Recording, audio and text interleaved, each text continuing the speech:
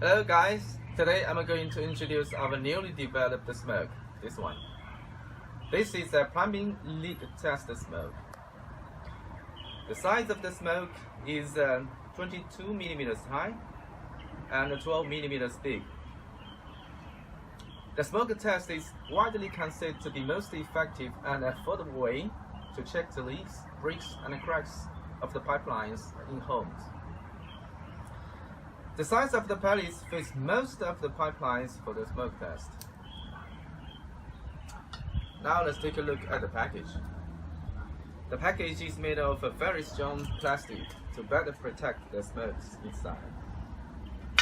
You can see there are 10 smoke pellets inside the box. The pellet sits still in the slots of the box. The slots is designed to better protect the pellets from damage during the transportation.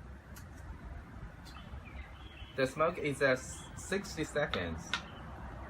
Now let's see how this little conducive and powerful stuff works.